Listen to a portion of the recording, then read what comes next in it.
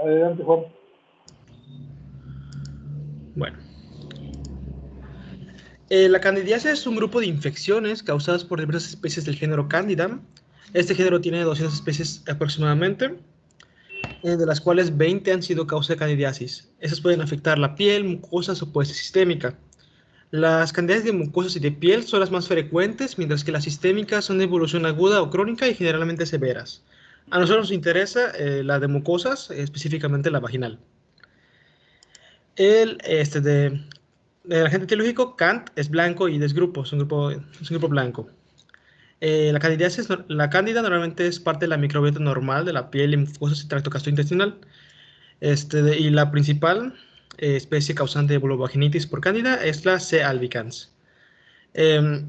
Esta es una especie oportunista, por lo tanto, normalmente como está en la microbiota, apenas hay un desequilibrio fisiológico, va a aprovechar y se va a reproducir y va a causar una infección. En cuanto a su etiología, los factores asociados a la candidiasis en general, a cualquier tipo de candidiasis, son diabetes mellitus, cáncer, sida, trasplantes de órganos, cirugías, tratamientos antibióticos de amplio espectro, corticosteroides, droga inmunosupresora y radioterapia. En general, cualquiera de estos simplemente es que disminuye las defensas del cuerpo, por lo que la cándida aprovecha y se reproduce. En cuanto a las candidiasis superficiales, que la que vamos a ver hoy es una de ellas, tiene con factores de riesgo las alteraciones en la hidratación y los cambios de pH, que cuando hay un cambio, pues cuando aumenta la humedad o hay un cambio de pH, se vuelve más ácido, pues va a aprovechar y se va a reproducir.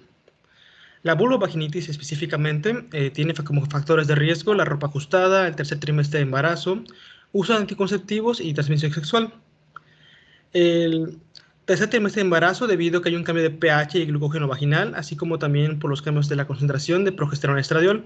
El uso de anticonceptivos también tiene esto como importante, que cambia la concentración de progesterona y estradiol. Y en cuanto a transmisión sexual, es algo más directo de la infección. Esta infección ocurre fundamentalmente en mujeres jóvenes o en edad media, sexualmente activas. Habíamos demostrado con claridad la transmisión sexual. En cuanto a la etiopatogenía y la Detente tantito, ya, vale. Póngela. Bien. Nos has dicho muy bien que Candida albicans es un oportunista. Eso es un punto muy importante. Es un oportunista que es parte de la microbiota normal de nuestro cuerpo en diferentes lugares, básicamente en la mucosa oral, en la mucosa vaginal, y que su principal factor de riesgo es cambios, alteraciones del sistema inmunológico, ya sea el tumoral, el celular o el de barrera. Por ejemplo, los cambios en el sistema de barrera, pues ya nos lo dijiste aquí, ¿no? La ropa ajustada ocasiona un cambio allá en el calor y en la humedad y ocasiona maceración de la piel. Y la actividad sexual, ¿por qué sería un factor de riesgo? ¿Por qué las cándidas de otra persona me van a contagiar y las mías no, Juan Emiliano? ¿Puedo repetir lo último? Es que pasó un auto. A ver, sí, más bien después de que es una enfermedad de transmisión sexual, yo diría, ¿por qué las cándidas de otra persona me van a enfermar y las mías no? Si yo tengo las mías y la otra persona tiene las suyas, ¿por qué intercambiar me podría causar la transmisión de la enfermedad? Por un No está mal, desequilibrio. fíjate que no. Ya En que, realidad, aquí, ok. a ver, el efecto del acto sexual, más que por transmisión, es por lesión.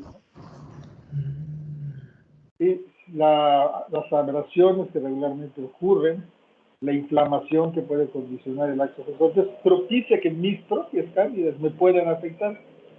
Entonces, en realidad, no es la candidiasis vulvovaginal, no es estrictamente una enfermedad sexualmente transmitida, sino que es una enfermedad que por el acto sexual puede favorecer que mis mismas cándidas me causen problemas. ¿Sí está claro?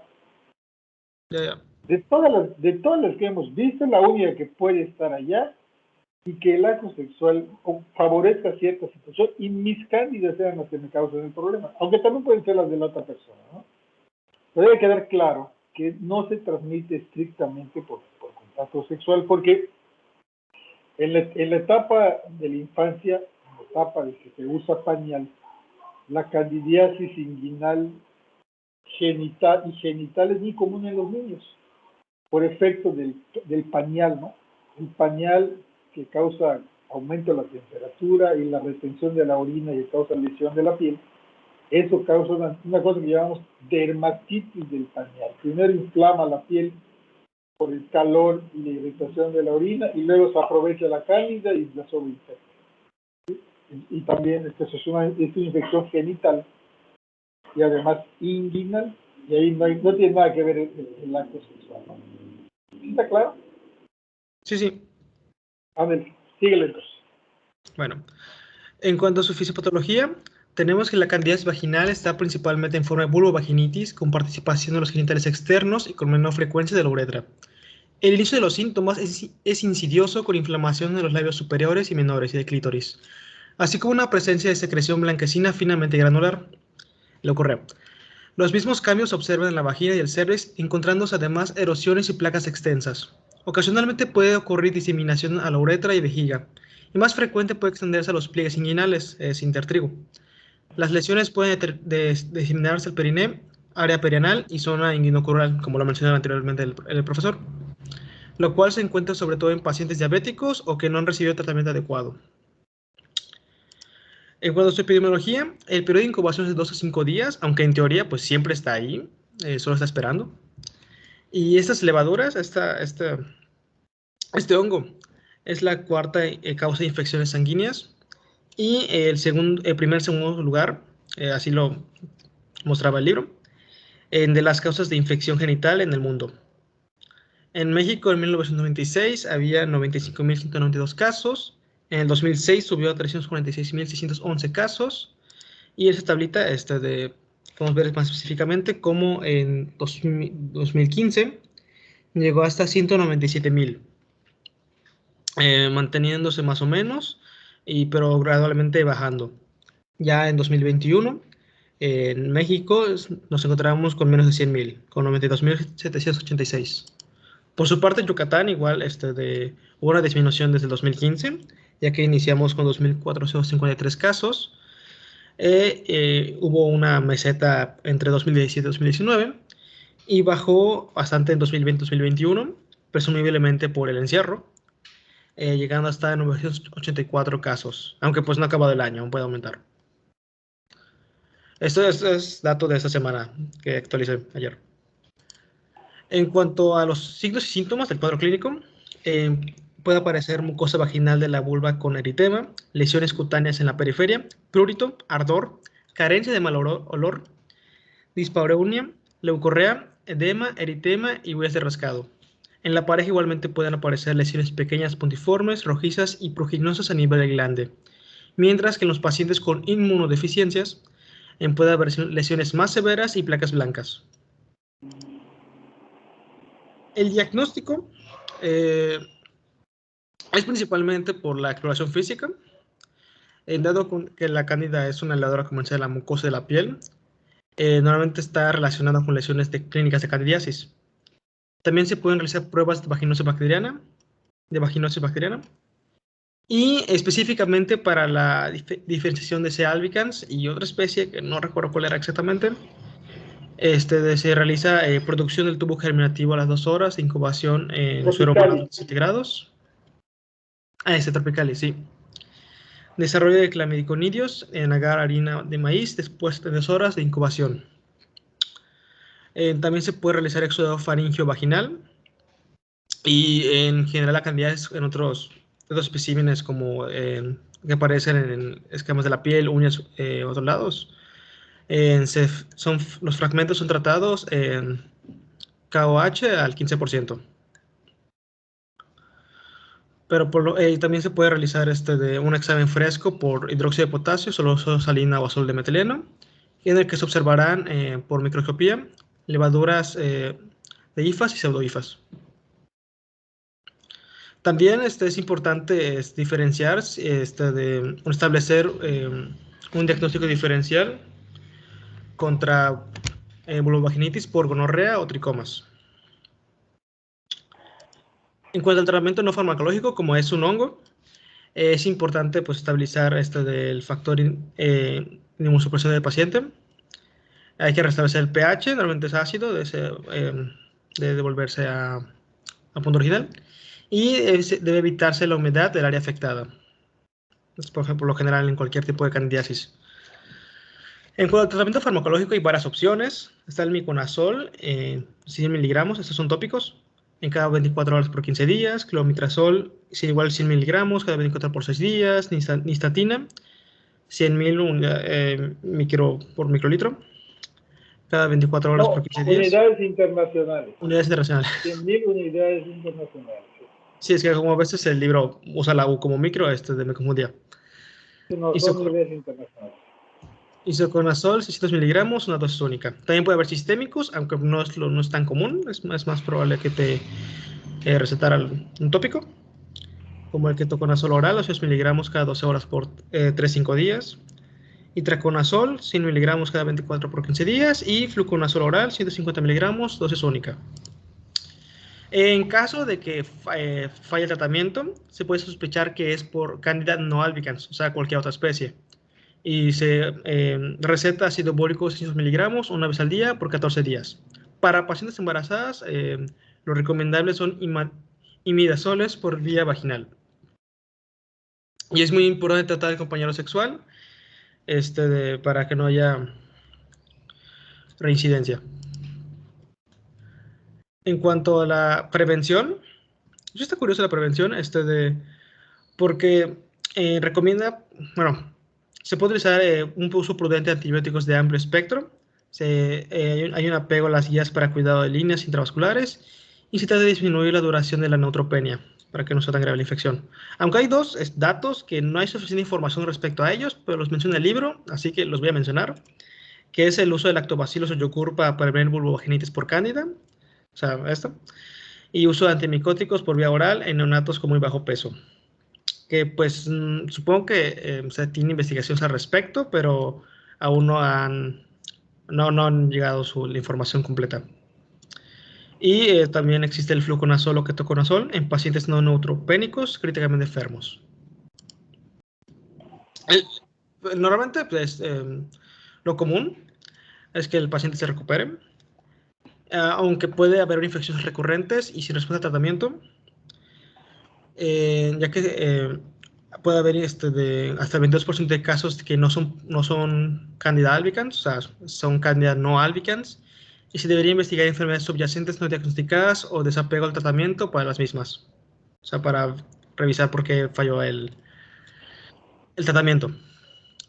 También es importante evaluar de forma integral para evaluar inmunodeficiencias, enfermedad crónica, problemas alérgicos, hábitos higiénicos y otras etc. concomitantes. Y ya, bastante rápido. Bueno, a ver, no me las quites. Regrésame. A ver, váyanos regresando. Ok. ¿Una más? Allá. No. Déjame. Esa la voy a usar para alguna cosa. A ver, grupo, ¿tiene alguna pregunta o comentario respecto a este tema antes de que yo empiece a preguntar?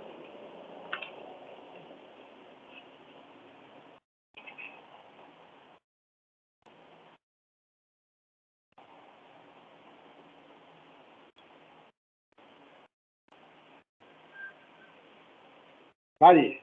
Jesús Eduardo. Doctor, aquí estoy. Un poquito tu micrófono, Jesús. ¿Perdón? Ay. ¿Me puedes destacar lo más relevante del tema? Los puntos así más relevantes del tema. Sí, pues básicamente Según tu criterio. ¿Ya se me escucha? Sí, ya te escuchamos mucho mejor. Ah, perdón, es que era por los audífonos. No, pues básicamente pues era pues una enfermedad en la cual pues no se, o sea, se podría contagiar por enfermedad o sea, por contacto sexual, pero no estrictamente por ello, ¿no? O sea, igual podría ser, como usted mencionó, por una infección en la piel, en los bebés igual, o sea, por el ambiente, pues, en el pH, ¿no? De los pañales, por ejemplo. No siempre es una enfermedad de transmisión sexual y pues se caracteriza por pues esta pues inflamación en la mucosa vaginal con secreción blanquecina. Yo lo vi como, o sea, guardaron las proporciones, pero como cierto parecido como a la gonorrea en el caso de la secreción blanquecina, podría ser. Pues tiene un periodo de incubación de 2 a 5 días, básicamente, y pues su incidencia, bueno, por lo menos su registro ha bajado, ¿no? Me imagino que como todas las enfermedades ha bajado por eso del COVID y así. Su registro como tal, no creo que la incidencia como tal haya bajado. Y pues prácticamente los signos y síntomas son muy parecidos a todas las enfermedades que hemos visto, ¿no? Lo que es el edema, el prurito, el eritema, las lesiones cutáneas, ¿no? Es ¿De muy... dónde, Jesús Eduardo? ¿De dónde? ¿Perdón? Edema, eritema, Ah, prurito, ¿de dónde? o sea, de la mucosa vaginal. Exactamente. Eso es muy importante, ¿eh? Porque ahí te lo voy a volver a preguntar de otra manera, a ver qué me van a responder. A ver, Jesús, perfecto.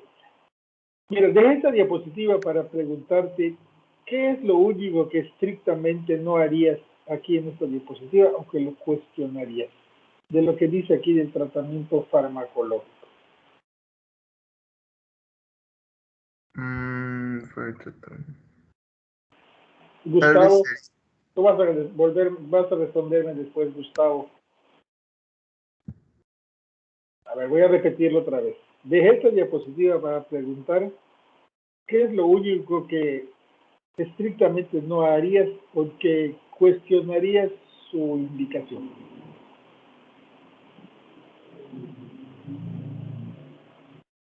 tal vez sea tratar al compañero sexual, puede ser.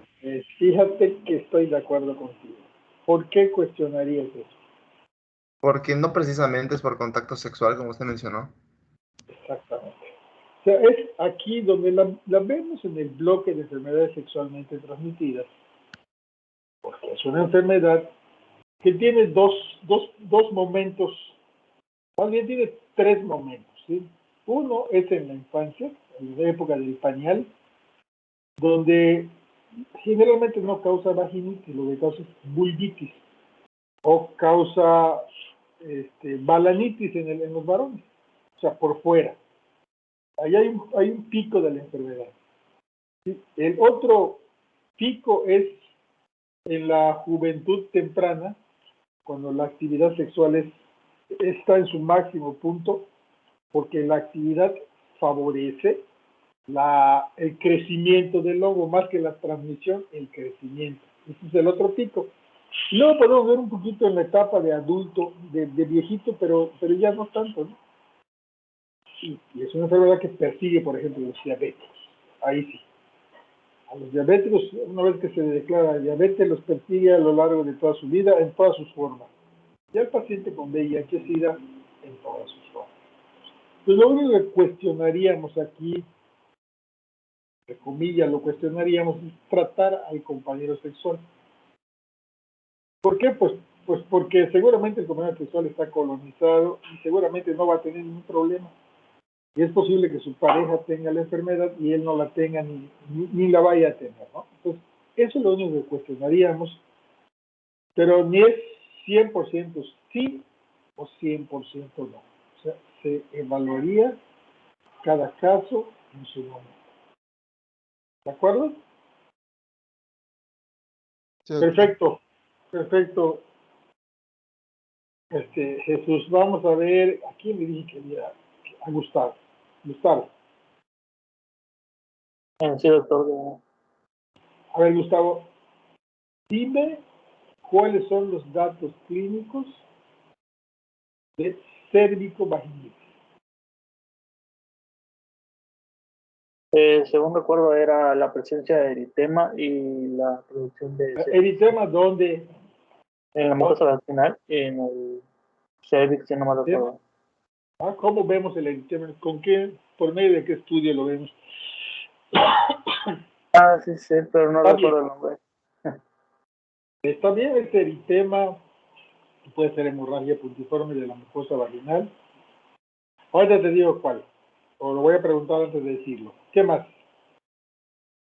¿Cuál va a ser el único dato cardinal que puede estar?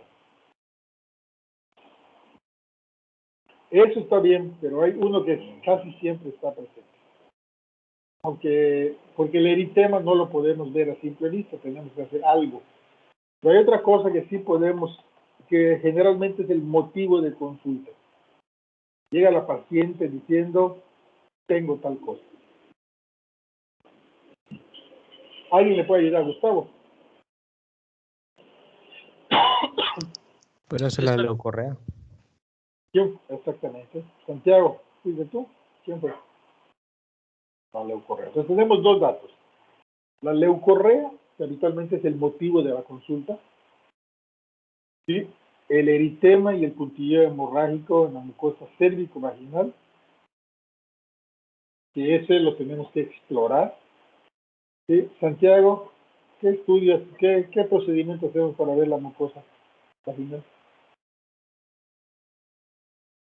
Pues había leído que un cultivo. No, pues el cultivo, ¿cómo os va a hacer estar roja o inflamada? Sí, nos dice Gustavo que hay inflamación de la mucosa, y sí es cierto, y la podemos ver, pero ¿qué tenemos que hacer para verla? Una A ver, colposcopía. bueno, te fuiste muy, muy sofisticado. Sí, con la colposcopía lo vamos a poder ver, pero fíjate que con que la colposcopía no la puede hacer cualquiera, se necesita de un equipo especial y se necesita cierto entrenamiento para hacer la colposcopía. Ciertamente con una colposcopía podemos perfectamente ver la vagina y el cervix y además hacer algunos procedimientos. Pero eso no lo puede hacer cualquiera. Eso lo puedes hacer hasta tú con cierto adiestramiento. Hasta las enfermeras lo van a hacer. ¿Qué es? ¿Quién lo sabe? ¿Nadie? Una especuloscopía, que es diferente de la colposcopía. Especuloscopía, con un espejo vaginal, se pone el espejo vaginal y se observa la mucosa y a través de este procedimiento también tomamos muestras para los estudios en fresco, con KOH y para el cultivo. O sea, necesitamos hacer una exploración armada con un espéculo vaginal en el caso de las cervicovaginitis. Si no, no podemos ver lo que nos dijeron. Pero los datos cardinales son leucorrea, que es el principal, prurito, dispareuna para que los que ya tienen actividad sexual y a la exploración armada, inflamación de la mucosa vaginal y del cervix si también estuviera participando en la enfermedad. Con estos datos se establece el diagnóstico de cervicovaginitis. Y aquí, pues para la etiología, pues necesitamos hacer todo lo que nos dijo Juan Emiliano. El estudio fresco, las tinciones directas y el cultivo. Y ya con eso aproximamos a la etiología de la enfermedad. Estoy reforzándolo aquí porque ahorita con el siguiente tema vamos a ver algunas diferencias. Bueno, la gente etiológica va a ser diferente. ¿Sí? La otra sí es una enfermedad que se transmite sexualmente, pero vamos a ver que los datos clínicos son muy parecidos a los ciertos detalles y la aproximación diagnóstica se hace con los mismos procedimientos. Por eso estoy insistiendo en esto ahorita aquí, porque vamos a ir exactamente algo, no exactamente, algo muy parecido en el tema que viene, salvo algunas diferencias que son relevantes para el diagnóstico diferencial. Aarón es mi cliente de todos los días. Aarón, Sí, doctor. ¿cuáles son los datos de vulvitis, Aarón? O de balanitis. Wow.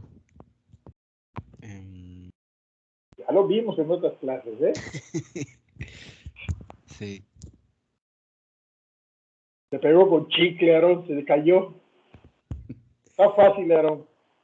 Aquí es importante que no lo traten de aprender, no, que lo deduzcan.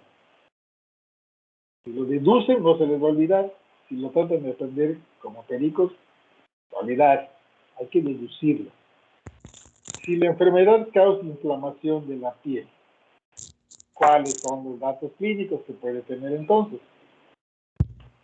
Pues eritema. Eritema, ¿Puede ser prurito igual? prurito.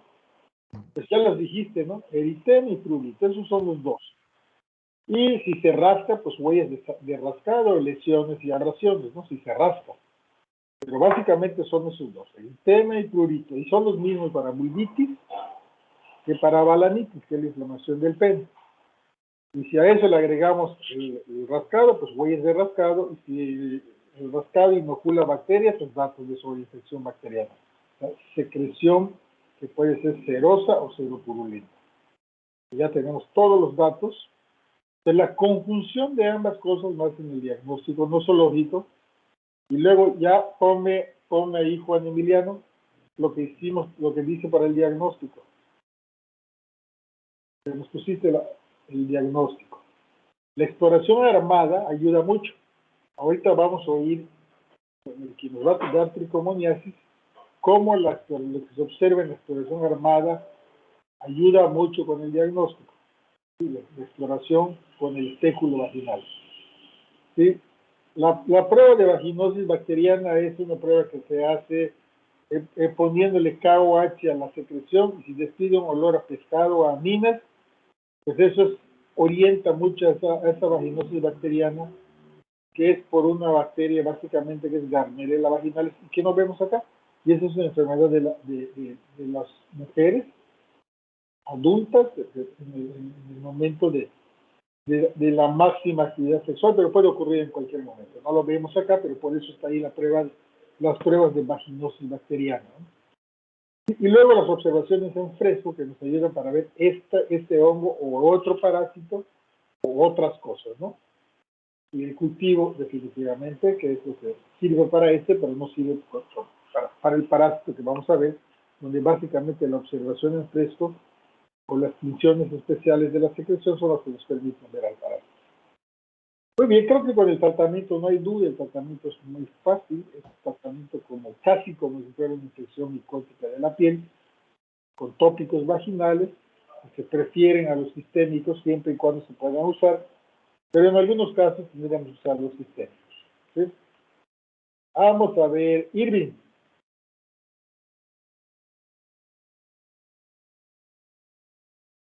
Sí, doctor, buenos días. Buenos días, Irving. Irving, ¿cuál es la causa más frecuente de la recurrencia de la candidiasis genital? No me lo digas como específico, dímelo como grupo. ¿Cómo, doctor? Perdón, A ver, se atoró. ¿cuál es la causa más frecuente de la recurrencia de la candidiasis vulvovaginal?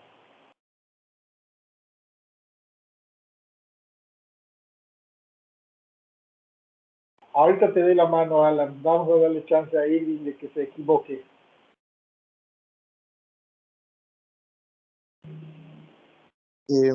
¿Cómo soy, Irving? No sé, doctor, la verdad. No, si lo sabes, lo que pasa es que no lo piensas. A ver, Alan. Estaba pensando en las personas que tienen alguna inmunodeficiencia.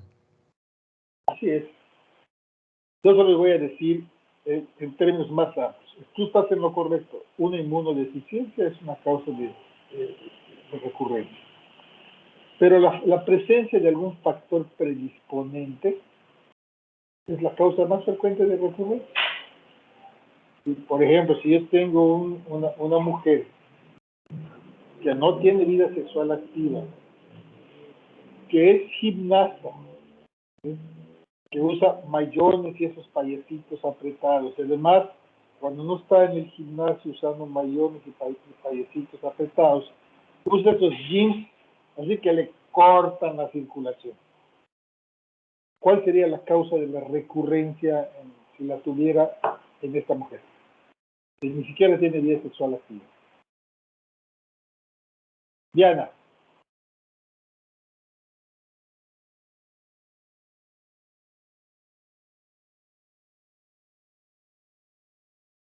Diana.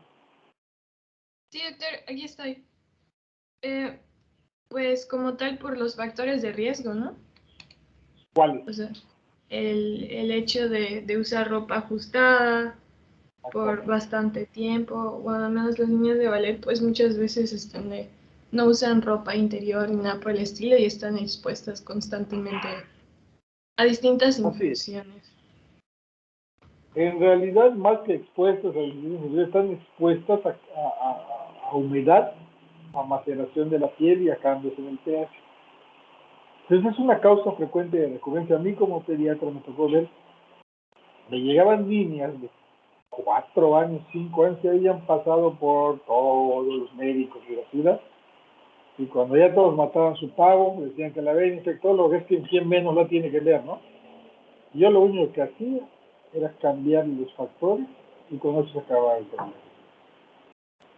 Muchas veces, en el caso de las niñas, sus papás no los asean bien y les limpian, cuando las llevan al baño, las limpian de atrás para adelante y le arrastran allá un montón de contaminantes y eso favorece las vulvovaginitis, no específicamente por cándida, pero sí las vulvovaginitis bacterianas.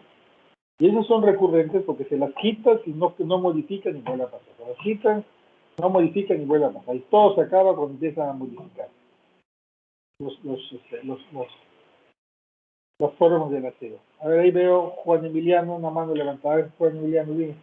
Profe, hace poquito dijo que de la infección huele, o sea, apesta. Entonces, tengo La esta infección, a ver, déjame, la vaginosis bacteriana. Ah, ok, La ok. vaginosis bacteriana que pusiste allá en la tabla es una entidad clínica. Ahorita veo si encuentro un caso clínico y lo leemos, ¿sí? Es una entidad específica que es causada por una sobrepoblación bacteriana donde predomina Gardnerella vaginalis. La Gardnerella vaginalis, entre los cambios que hacen, es el exceso de producción de aminas. Entonces, cuando tú a las aminas, a la secreción le pones KOH, hidróxido de potasio, desprende ese olor a pescado. Esa es una manera de diagnosticar indirectamente vaginosis bacteriana, que es una entidad diferente a candidiasis vaginal. Ahorita veo si encuentro algo allá por internet y lo leemos. Sí, muchas gracias. Que ¿Vale? aquí decía carencia de mal olor y pues en que escuché, pues me sonó raro, pues ya entendí. Es olor a pescado en realidad. Muy bien. A ver, vamos entonces con el tema que sigue, que es pues, muy parecido a este, salvo ciertas pequeñas diferencias. Sí, ahorita proyecto, doctor. No. A ver. A ver.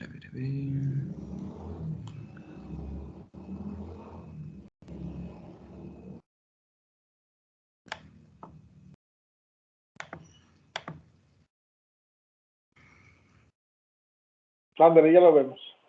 Sí, ok. Bueno, ahora vamos a hablar de tricomoniasis vaginal.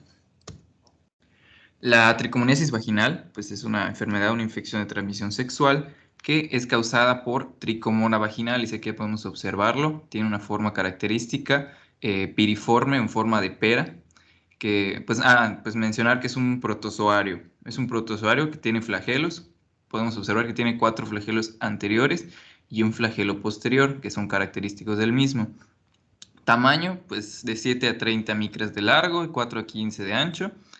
Los flagelos que les comenté, y este flagelo pues llega a formar como una cierta prolongación a la que se le llama membrana ondulante por la forma que adopta, que está acá, y se va a adherir al epitelio de la vagina por medio de una proteína que se llama adhesina. Y ojo con esto lo mencionaban que había que recalcarlo mucho, que pues recordar que está en forma de quiste y de trofozoito, pues un protozoario, pero en este caso el tricomona solo se encuentra en forma de trofozoito, es decir, en su forma infectante. Respecto al ciclo vital, su periodo de incubación es de 5 a 28 a 30 días después de una relación sexual. podemos observar que pues, los trofosóitos están en secreciones vaginales, prostáticas, orina. Se va a multiplicar por fisión binaria que origina pues, 2 células hijas. Y pues después se va a instalar en la vagina o en el orificio de la uretra. Ahorita lo vamos a detallar más. Y así es como ocurre el ciclo. Ojo aquí, lo que les quiero recalcar. El pH óptimo en el que crece pues, el tricomona es de 5.5 a 5.8. ¿Por qué menciono esto? Porque estamos hablando de un medio diferente al de la vagina, que es un pH más ácido de 3.5 a 4.5, es decir, necesita un medio más alcalino para poder reproducirse adecuadamente. Ahorita les mencionaré por qué menciono esto. Y como ya les dije, la transmisión es de transmisión sexual y también pueden contribuir los fomites como juguetes sexuales o ropa interior, trajes de baño, toallas, no sé.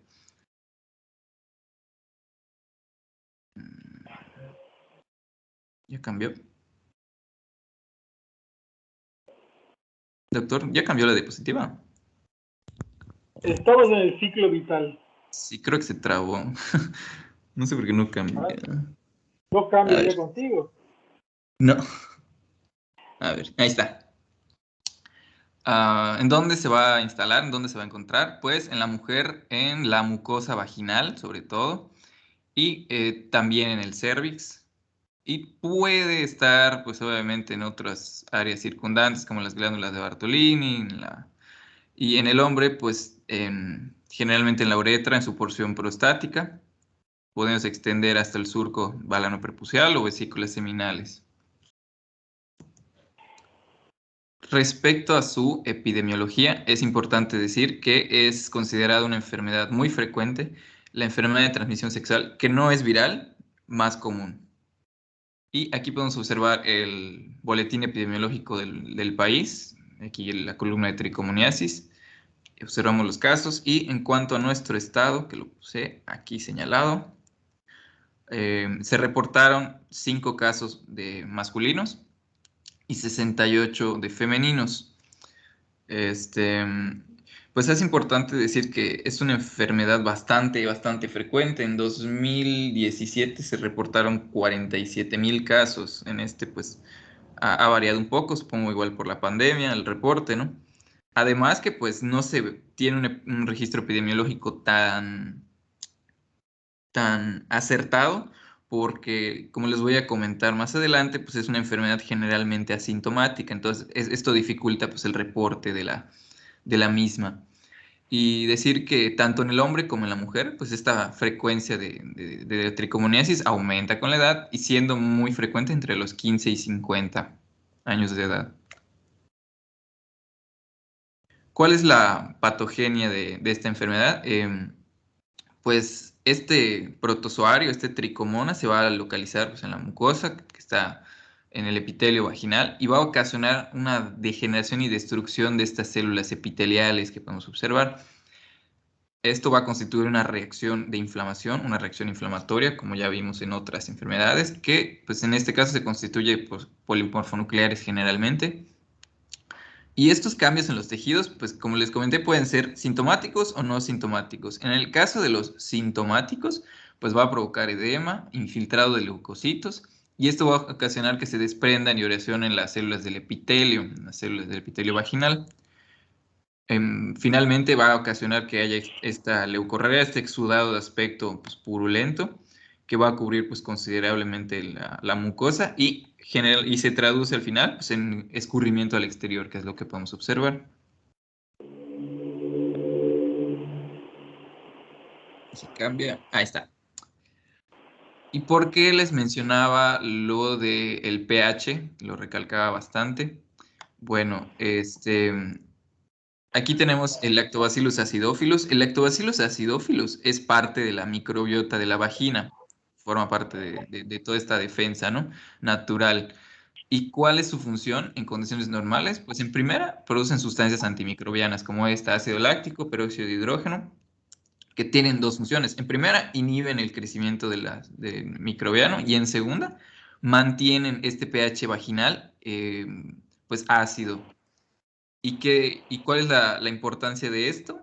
Que este tricomona va a fagocitarse al Lactobacillus acidophilus y provoca, pues, obviamente el cambio del pH. Es decir, trata de llevarlo a un pH más alcalino para poder proliferar, de poder crecer adecuadamente y reduce esta población de lactobacillus. En cuanto a las manifestaciones clínicas de la enfermedad, pues como ya les dije, gran parte pues, son asintomáticos, generalmente afecta más a las mujeres, que también pueden ser asintomáticas, y aquí lo dividí por mujer y hombre. La mujer pues presenta la clásica pues vaginitis, ¿no?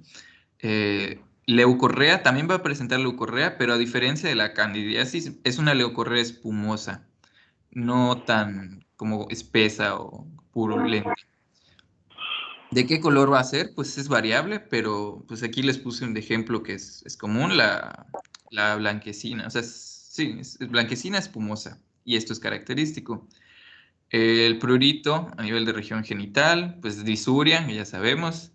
Dispareunia, el dolor pues al tener relaciones sexuales por esta misma inflamación y edema que está ocurriendo a nivel de la mucosa. Y anafrodicia, que pues es la disminución de este apetito, de este deseo sexual por lo mismo. En el hombre, si es que se presentan síntomas, puede ser disuria y prurito. En cuanto a las complicaciones de la enfermedad, cabe destacar que en la mujer puede provocar enfermedad inflamatoria pélvica.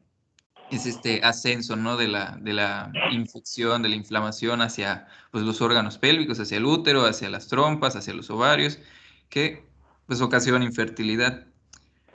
Y esta complicación la mencionaban mucho en todos los artículos que pude consultar, que en las mujeres embarazadas va a predisponer que haya una ruptura de las membranas, o sea, de este amnios, de este saco, y obviamente es prematuro, por lo que va a provocar que el bebé pues nazca pretérmino, nazca prematuro, y pues hay un parto acelerado, un parto antes de tiempo. Además, pues durante este parto puede la mamá pues transmitir el tricomoniasis hasta su hijo, ¿no? Y ojo con esto, también esta tricomoniasis va a aumentar la predisposición o el riesgo de poder contagiarse con otras enfermedades de transmisión sexual, como el VIH. ¿Y por qué pasa esto? Pues en primera recordar que hay una respuesta inflamatoria pues en la mucosa vaginal, en la mucosa del cervix. Esto altera pues la inmunidad que está presente de defensa en la mucosa. Y también, como les comenté, pues este tricomona va a ser como algo que está como cavando, ¿no? Destruyendo el epitelio. Y esta pues ruptura provoca microlaceraciones. Y estas laceraciones son pues digamos sitios adecuados para que pueda entrar algún otro patógeno, como en este caso el VIH. Y por último, pues el cambio de la flora cuando se fagocitan al lactobacilo y pues el cambio del pH normalmente ácido.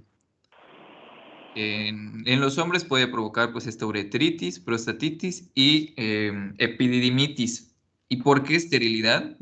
Porque leí que se añaden, como que se agarran de la cola y de la cabeza del espermatozoide, entonces esto limita su movilidad y provoca pues la esterilidad. Ahora, ¿cuál es el diagnóstico? Se me olvidó mencionar en la morfología, pero de todos modos lo podemos ver acá. No sé si se puede observar en mi computadora, o sea, en la proyección, cómo se mueve. Sí, lo estamos viendo del lado derecho. Sí. Cómo se mueven esos limones. Para confirmar pues esto, se debe de realizar un estudio en microscopio, un estudio en fresco de la secreción. Y se demuestra, en primera, pues la clásica morfología que les había comentado. Forma piriforme, los flagelos, y esto que les comento de el movimiento que realizan los flagelos al batir, es un movimiento circular sobre su propio eje. Y esto es clásico de tricomona. En mujer, pues las muestras se deben de tomar en la mañana antes de un aseo vaginal y en el hombre se deben de obtener de la primera secreción que provenga de la uretra. Y ojo con esto, ¿cuál es el inconveniente? Lo puse como más tiempo, menos sensibilidad. ¿A qué se refiere? A que cuando se toma la muestra no se dispone de mucho tiempo para poder realizarlo. O sea, no es como que la pueda yo tomar y la deje ahí 6, 7 horas y luego ya realizó el estudio. Tiene que ser pronto. ¿Cuánto? Pues variaba el tiempo que mencionaban, pero pues menos de media hora, como 20 minutos, para que no reduzca esta sensibilidad. También se puede realizar cultivo en dos caldos que comentaban, caldo de Roiron y caldo de Diamond, para poder pues observar estas tricomonas. Es un proceso pues, que no es costoso y no necesita de mucha contenido en la muestra, solo 300 a 500 tricomonas por mililitro. El inconveniente pues es el tiempo en el que se incuba, que es de 2 a 7 días. Ahora complementando con lo que usted nos había mencionado y esto que, que puse, pues el diagnóstico, pues lo que se puede observar es mediante estudio pues, de espéculo y también pues, el estudio de colposcopía, que son pues, de gran utilidad. Y se va a observar este signo, que es el signo de cervix puntiforme o cervix en fresa, que es característico de la tricomoniasis, y aquí lo podemos observar. Y se utiliza pues estos aparatos para poder observar, ¿no? el cuello uterino y pues la mucosa, tanto el espéculo como pues, el colposcopio. También se puede utilizar, no es tan utilizado, la PCR, pues ha dado buenos resultados, pero es un método con ciertas limitaciones, pues por el costo, ¿no? Y esto no lo decía tal cual, pero pues quiero creer que está bien. Una prueba rápida de pH vaginal. Como les había mencionado, pues el tricomona hace que el pH de la vagina sea más alcalino. Entonces, como podemos ver, aquí está en un pH normal y cuando lo vemos anormal, está en pues mucho más alcalino. Es rápido y pues ayuda en diagnóstico pues, de esta y de otras infecciones. El tratamiento. Respecto al tratamiento, está constituido de la familia pues, de los conocidos nitroimidazoles, como el metronidazol, y como alternativa mencionaban tinidazol, pero el metronidazol es digamos, el mero mero, el de elección. ¿Cómo se va a administrar? Proponían dos alternativas, una que fuera una dosis única de 2 gramos, o sea, solo una vez, y pues también se podría dosificar 250 miligramos cada 8 horas por 7 días. También se pueden utilizar pues, óvulos vaginales de metronidazol. En el embarazo se puede utilizar clotrimazol también en óvulos, en esta dosis, 0.100 gramos cada 24 horas por 6 días. Y como tratamiento complementario encontré en un sitio que se podrían usar pues, duchas vaginales, claro, con moderación, ¿no? Porque no son tan buenas estas duchas vaginales, para crear un medio ácido. Esto con el fin de que, como les mencioné, el protozoario, el tricomona, no pueda crecer adecuadamente. Y importante, también se debe tratar a la pareja sexual. En este caso, pues sí debemos de sospechar de que la pareja sexual va a tenerlo, porque pues, es una infección de transmisión. Prevención.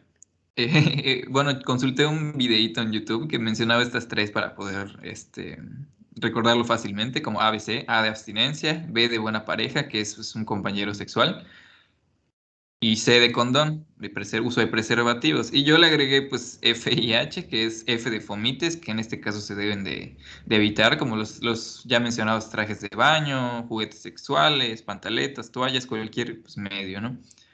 Y H, pues de una adecuada higiene personal. Eso sería todo. ¿Cuál de esos es el más eficiente entonces ahí, José Miguel?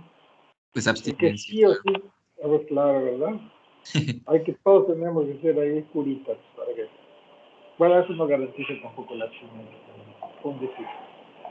Muy bien, excelente. ¿Alguna pregunta, duda o comentario? Antes de que yo pregunte.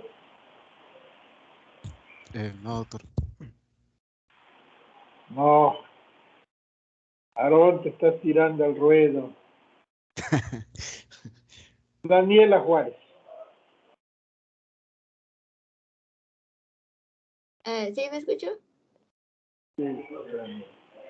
Daniela, ¿cuáles son las diferencias clínicas que nos pueden orientar hacia una u otra etiología, hacia candidiasis o tricomoniasis? ¿Cuáles serían las diferencias clínicas que nos pueden orientar, no confirmar, orientar hacia una u otra etiología?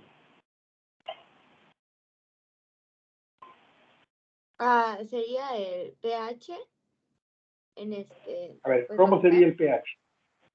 en la tricomonias, pues tricomoniasis sería más ácido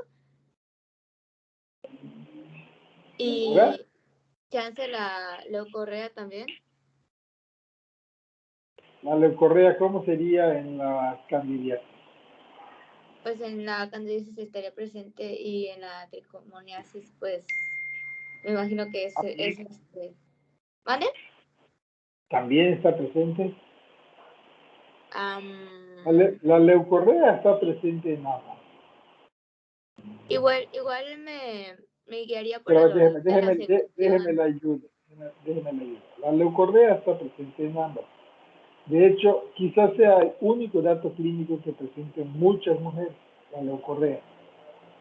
Pero la leucorrea es igual o hay cierta diferencia entre una y otra.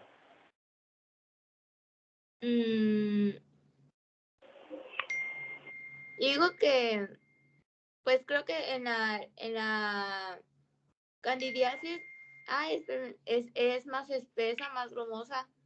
Entonces en la tricomoniasis sería más transparentosa el flujo. A ver, vamos a oír a Juan Emiliano. Juan Emiliano, ¿cómo es la leucorrea generalmente en la candidiasis? Óiganlo, óiganlo todos. ¿Cómo es? ¿Qué aspectos? Sí, es como menciona mi compañera, como mencionó, es similar a un requesón. Bueno, decirlo decía un libro, que es similar a un requesón, me parece un poco raro, pero pues supongo que es una buena para recordarlo. Ese aspecto lechoso, o sea, blanca, y grumoso, como el requesón. Ese es el aspecto del requesón, lechoso y grumoso. Sí, José Miguel, ¿cómo es la secreción generalmente en la tricomoniasis? Sí, es espumoso. Espumosa, más Sí. amarillosa que lechosa y espumosa. Esas características ayudan. ¿Cuál sería la otra diferencia? ¿Qué observamos en la especuloscopía, Juan Emiliano, en la candidiasis? Eritema. Eritemas, erosiones, en enfermedades graves hay placas blancas. Ahí está. ¿Ustedes alguna vez han visto el algodoncillo de la boca de los niños? Que parecen grumos de leche que se les quedaron pegados allá. ¿Alguna vez lo han visto? ¿Alguien lo ha visto? Sí, doctor. Es exactamente igual. Entonces ya nos dijeron que en la exploración podemos ver eritema, ¿sí?, abrasiones o laceraciones, y en muchos casos podemos ver esas placas blancas que fueran como el requesón pegado en la mucosa, como vemos el algodoncillo en la boca de los niños. Eso se llama algodoncillo, porque parecen pedacitos de algodón que están pegados allá. Y José Miguel nos dijo que en la tricomoniasis lo que observamos es, ¿qué es lo que observamos, José Miguel? El cervix puntiforme o en fresa. El cervix en fresa, o sea, es con ese puntillo hemorrágico igual a la vagina. Y con eso, pues, podemos hacer el diagnóstico diferencial clínico entre una y la otra. No es 100% seguro, pero está muy aproximado en algunos lugares. Sí, esto es lo único que tenemos para el diagnóstico.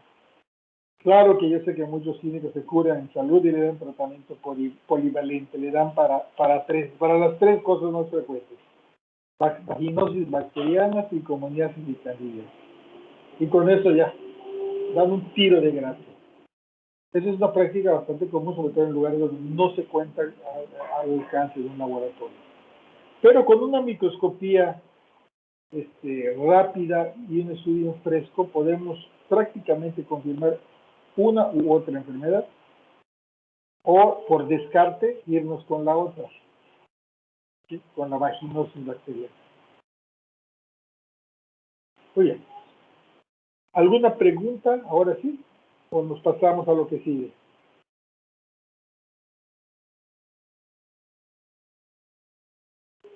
A ver, el tema que sigue es papilomatosis vaginal, ¿verdad? ¿Así es?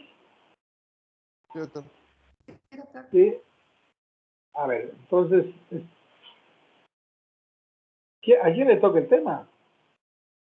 A mí, María Fernanda. María Fernanda. A ver, déjame tantito, María Fernanda. Voy a dejarla respirar unos 10 minutos antes de empezar con el tema.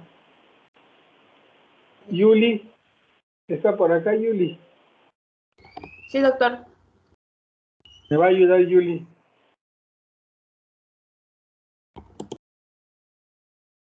¿Ya ven mi pantalla? Sí, sí se ve.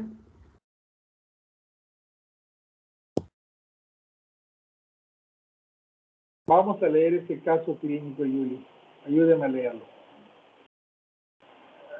Empezamos aquí donde dice, permítame.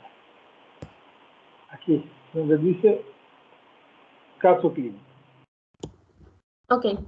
Caso clínico. A ver, déjeme lograr, déjeme ver un tantito. Ahí está. Léale. Mujer sexo servidora, edad 33 años, unión libre. Inició su enfermedad con leucorrea, color amarillo y olor fuerte, acompañada de prurito vulvar, ardor al orinar, irritación y enrojecimiento genital, coito doloroso y disparorrea interna. Los síntomas se exacerban después de la menstruación. A la especuloscopía. Hasta ahí, deténgame. A ver, ¿quién quiere opinar? Hasta ahí. ¿Cuál es la posibilidad diagnóstica hasta ahí? Con eso que llega, así nos llegan a consultar. Con eso que nos acaban de decir, eso es lo que nos llega diciendo el paciente habitualmente. ¿Cuál es la primera posibilidad diagnóstica aquí? ¿Quién quiere hablar? Vaginosis bacteriana. ¿Por qué? Porque dice que apesta y tiene leucorrea. Bueno, no sé, tiene mal olor. Sí, pero, a ver, tiene mal olor, como puede tener mal olor, pero tiene otras características. Puede ser tricomoniasis por el color de la leucorrea. A ver, puede ser cualquiera de las dos o cualquiera de las tres, pero más parece una tricomoniasis que cualquier otra cosa. No se guíen con solo el olor, no, hay que ver todo el contexto. ¿Sí? Además tiene otras cosas porque tiene datos de uretritis. ¿Sí? Tiene datos de uretritis que no es común verlo en la vaginosis bacteriana. Entonces tenemos aquí dos cosas. Primero tenemos una mujer con factores de riesgo para muchas enfermedades sexualmente transmitidas que acude con el síntoma cardinal que es leucorrea de color amarillo, no es lechoso, nunca dice que sea lechoso, de color amarillo y olor fuerte, no dice que apesta, y tampoco dice que apesta pescado, ¿no? Dice de olor fuerte. Y se acompaña de datos de inflamación externa, tiene prurito y ardor al orinar. Y además tiene datos de inflamación genital y todo lo que la acompaña, ¿no? La dispareunia es un dato de inflamación vaginal. Todo este contexto nos lleva a que la primera aproximación diagnóstica es vulvovaginitis. Aquí lo que tendríamos que hacer es el diagnóstico diferencial entre las causas más comunes. ¿De acuerdo? Entonces podría tener gonorrea también. Acuérdense que aquí tiene ella muchos factores de riesgo. Pero lo que parece tener, ¿sí?, es una enfermedad vulvovaginal primaria y hay que pensar en las primeras posibilidades. Sígale leyendo con lo que vemos a la especuloscopía. A la especuloscopía Se observó eritema vulvovaginal en empedrado y el exocervix con hemorragias subepiteliales puntiformes, dando un aspecto de fresa. Ahí está, ahí ya tenemos el diagnóstico. ¿Cuál es? La tricomaniasis. Hasta no demostrar lo contrario, esta sería una tricomoniasis. Síguele, Yuli. La secreción vaginal era líquida, espumosa, color verde amarillenta, muy abundante, principalmente en el fondo del saco vaginal posterior. Recuerda haber tenido 5 parejas sexuales nuevas y diferentes en los últimos meses. Se solicitó frotis directo simple del exudado vaginal, recomendándose asistir al laboratorio clínico el día siguiente sin aplicarse la ducha vaginal previa. El pH vaginal fue de 5.3. Síguele. Se realizó la toma de muestra con un espejo no lubricado y estéril. Se recolectó el flujo de las paredes vaginales y del fondo de saco uterino con hisopo desengrasado. El flujo se agitó en 1 mililitro de solución salina estéril. Una gota fue transferida al portaobjeto limpio. Se colocó el cubreobjeto y la preparación fue observada con el microscopio. Vean ustedes, este procedimiento de tomar la muestra, mezclarla con solución salina y ponerla en un microscopio no nos lleva más de 10 minutos. Y en 10 minutos podemos tener el diagnóstico si pasa lo que pasó en este caso.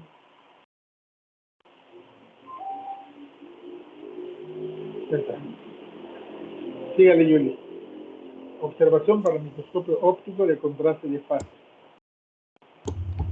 Se hicieron frotis delgados del exocervix, teñidos por los métodos de Gram, Giemsa y de Papanicolaou.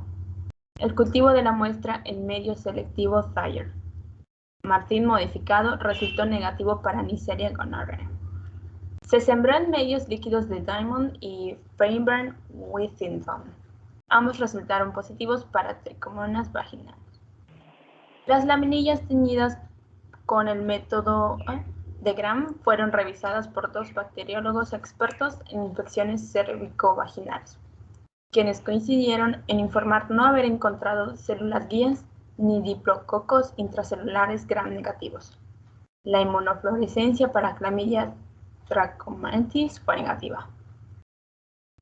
Las laminillas teñidas con Papanicolaou fueron enviadas para consulta a 2 citopatólogos con más de 20 años de experiencia, solicitándoles tomas de microfotografías de los hallazgos más relevantes.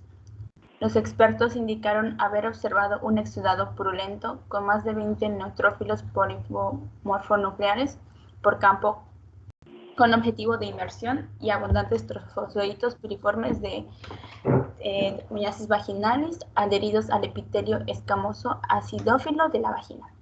Los parásitos se tiñeron de color azul cielo. Se estableció el diagnóstico de tricomoniasis vaginal sintomática. De las 5 parejas sexuales relatadas, solo fue posible localizar a 3. Uno de ellos tenía uretritis no gonósica y los otros 2 tricomonia vaginalis y trachomatis Chlamydia asociada. trachomatis. Chlamydia, okay. Perfecto. Entonces vean ustedes cómo la orientación clínica se lleva hacia una cosa, pero siempre es recomendable, como lo he dicho desde el principio, extender la pesquisa a otras enfermedades sexualmente transmitidas. En este caso, pues le buscaron cándida, le buscaron gonorrea, las células guía. Yuli, le encargo que nos haga una búsqueda a ver qué son las células guía. ¿Sí? ¿A qué se refiere con que estén las células guía o que no estén? ¿De qué nos orienta? No lo encuentra, yo se los voy a decir, ¿no? Pero le encargo que busque ahí en Google, en Google académico, qué es, para qué nos sirve, dónde lo vemos, ¿de acuerdo? Entonces, en este caso, vean ustedes cómo el diagnóstico ya se sospechaba desde el principio. A lo mejor ahorita nosotros que tenemos fresco el tema, pues nos parece fácil, ¿sí? Pero en realidad, bueno, sí es fácil, ¿no? Si lo tienes presente, es parte de tu práctica cotidiana, es relativamente fácil el diagnóstico con procedimientos relativamente sencillos. Pero aquí la moraleja, vean ustedes cómo, en este caso que reportaron, porque buscaron otras enfermedades sexualmente transmitidas, aunque no lo parecieran, ¿sí? Y además estudiaron a las parejas sexuales que pudieron recuperar, encontrando en 2 de ellos también enfermedades, una enfermedad activa en ese momento. Pues se quedaron cortos con alguna cosa, pero yo supongo que a lo mejor se lo hicieron buscarle otras enfermedades sexualmente transmitidas como es VIH, hepatitis B y hepatitis C. Y en este caso pues no lo dice, pero es muy probable que en esto haya acabado, ¿no? Vamos a ver si el resumen nos dice algo.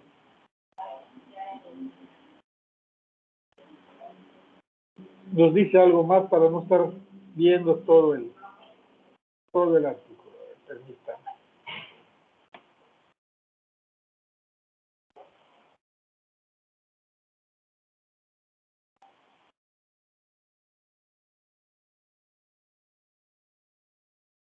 Caramba, Julia, ayúdeme a leer a partir de aquí. Uy.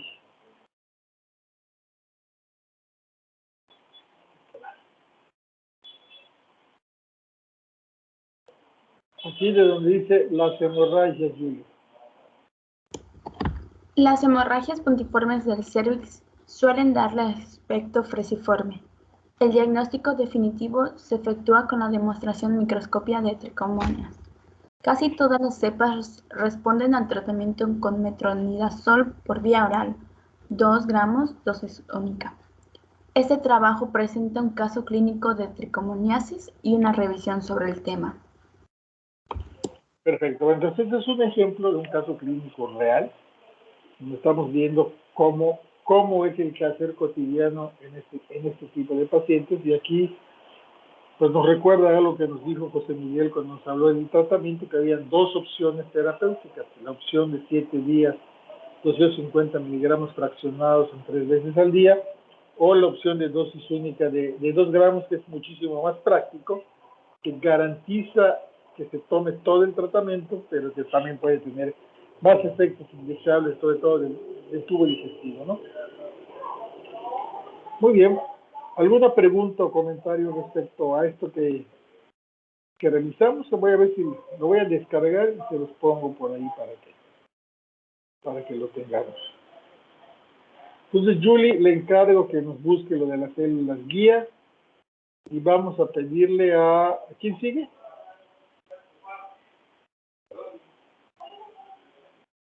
Con papilomatosis, yo. Con papilomatosis. Que nos sigamos con papilomatosis.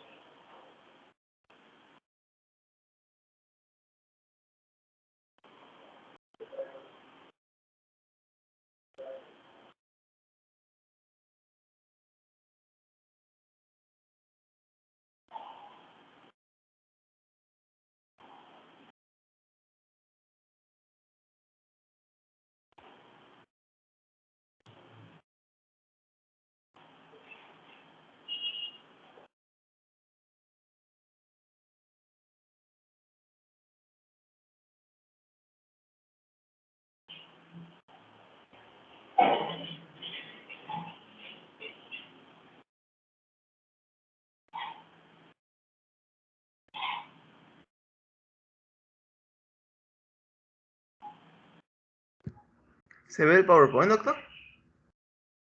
A ver, déjame ver, es que estoy en otro lado, déjame ver. No, me hace falta mi tremenda computadora. Ya está, ya está. Adelante, María Fernanda.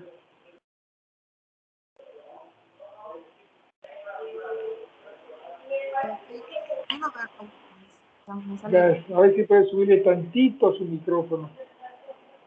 ¿Me escucha? ¿Ahora sí? ¿Sí se ve el PowerPoint? A mí no me, o sea, a mí no me aparece. Me aparece la foto de Eduardo y dice que está saliendo de Teams. Ahorita. Yo sí lo estaba viendo. Yo no. Permítame. Esto me ¿Por qué no mueve. sales de Sí, Teams? ahí. A ver, salga y regrese. Ajá. Salga y regrese. Ya voy.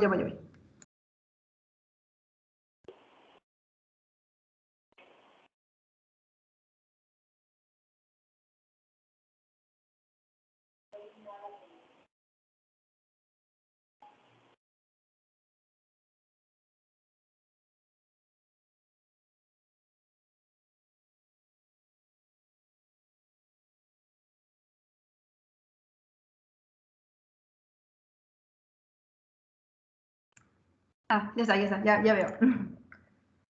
¿Ya? Ya, gracias. Bueno, pues el tema de ahorita va a ser papilomatosis cérvico-vaginal. Sin embargo, igual en manifestaciones traje las presentaciones de otros tipos de papilomatosis. ¿Puedes cambiarle, por favor? Bueno, pues la papilomatosis va a ser una infección que va a ser causada por el virus papiloma humano. Y leí que se consideraba la infección más frecuente de transmisión sexual. El virus de papiloma humano pues va a pertenecer a lo que es la familia de Papilomaviridae y es un virus no envuelto que va a tener una cápside icosaétrica que va a tener lo que es el material genético. Va a ser un ADN bicatenario circular que va a tener 3 regiones. La región E, que es la temprana, que va a codificar genes de proteínas reguladoras, transformadoras y replicadoras, que van a ser 7 genes y van a ser pues prácticamente necesarios para que se realice el ciclo viral. Luego también este genoma tiene una región L que va a codificar a las proteínas de la cápside, que van a ser la L1 y L2. Y finalmente va a tener una región de control que lo que va a hacer esta es pues regular el ciclo viral del virus del papiloma humano. ¿Puedes pasar a la siguiente, por favor? Luego pues tenemos lo que es la fisiopatología. Para que eso se dé, el virus lo que va a hacer es ingresar a la capa basal de la dermis siempre que haya un microtrauma o algún daño en lo que son las barreras epiteliales o las membranas mucosas. Y a este nivel, te mencionaba que se iba a mantener a un número bajo de copias. Y luego, pues, si recordamos, o sea, la epidermis lo que iba a hacer es pues, ir transformándose, ¿no? O sea, conforme avanza la superficie para, pues, finalmente escamarse. Entonces, tras la diferenciación de estas células epiteliales, el virus va a irse replicando y cada vez lo va a hacer a un número mayor para, pues, finalmente expresar los genes de la cápside, que eran el L1 y L2, y formar nuevos viriones que finalmente se van a liberar desde la superficie. Y bueno, pues, entonces este proceso va a iniciar cuando el virus ya logre ingresar a lo que es el estrato basal, y entonces va a inducir lo que es la proliferación de y en el estrato espinoso va a aumentar todavía más su transcripción proteica para empezar a replicar lo que es el ADN viral. Luego, a nivel del estrato granuloso, ahí va a ensamblar lo que son las partículas virales y finalmente pues las células infectadas se van a ir descamando.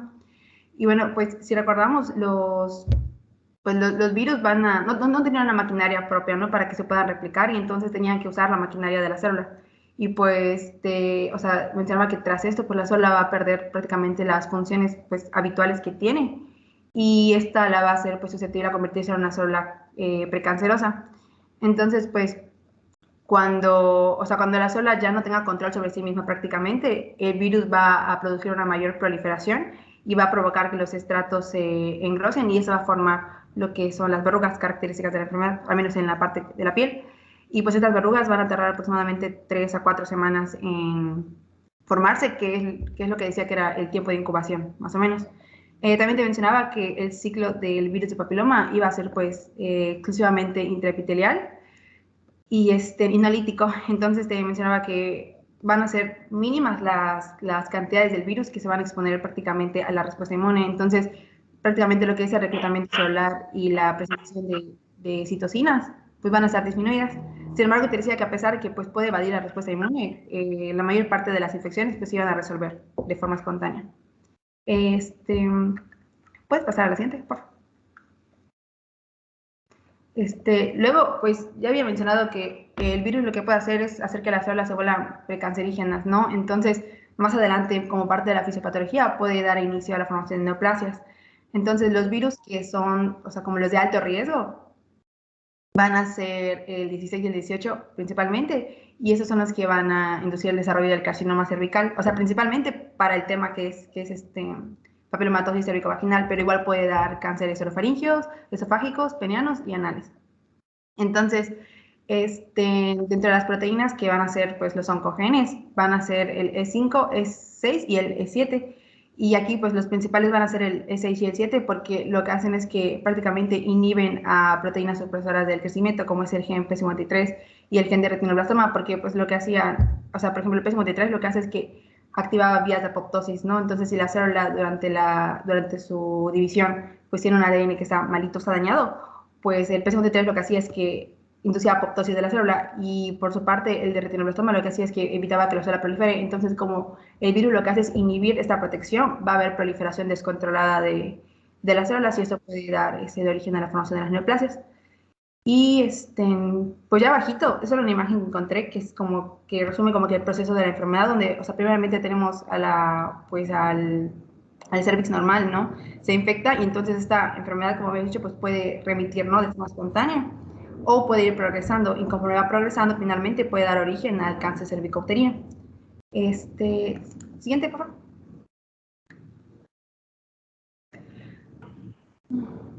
Luego, en cuanto a la epidemiología, pues ya había mencionado que es una infección de transmisión sexual muy común y entonces se puede clasificar porque te mencionaba que habían hasta como 200 o más de 200 tipos de virus de papiloma humano, entonces se clasificaban principalmente en 3 grupos. Bueno, principalmente son 2, el de alto riesgo y el de bajo riesgo, pero igual te mencionaba el de probable alto riesgo.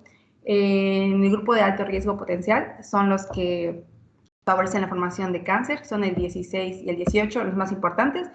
Y en el grupo de bajo riesgo son el 6 y el 11, que estos son benignos de cierta forma y son los que se asocian más a la presentación de las verrugas. En cuanto a la distribución, decía que este iba a ser mundial y que tenía mayor prevalencia en hombres que en mujeres, pero, o sea, al menos en el boletín epidemiológico te mencionaba que habían más casos en mujeres. Luego, en cuanto a la incidencia, te mencionaba que era entre los 15 y 25 años, al menos la máxima incidencia, y en México te mencionaba que tenía un segundo pico a la edad de, bueno, más después de los 40 años. Y pues esta incidencia estaba relacionada con la cantidad de parejas sexuales que tenga la persona, en este caso pues la mujer. Y pues no tiene incidencia estacional, o sea, puede estar durante todo el año.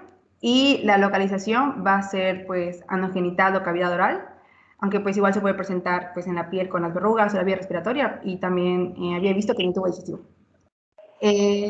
Luego la transmisión pues es usualmente asintomática, se puede dar por el contacto directo por los microtraumas, que es como ingresa el virus, por vía sexual también, contacto orogenital, y también se puede presentar por el canal de parto que esté infectado.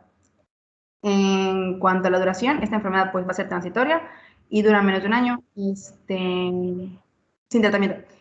Luego, las mujeres que sean sexualmente activas puede durar hasta 8 meses aproximadamente y las personas que son inmunocomprometidas puede durar hasta 2 años, un poquito más. Luego, los principales grupos de riesgo pues van a ser estas personas inmunocomprometidas y pues ya había mencionado aquellas que tengan un mayor contacto y número de parejas sexuales.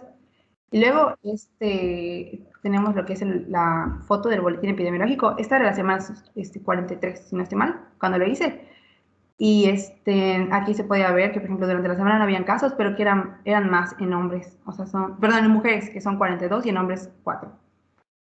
Pero te decía que es más prevalente en mujeres, en hombres, perdón. Siguiente, por favor.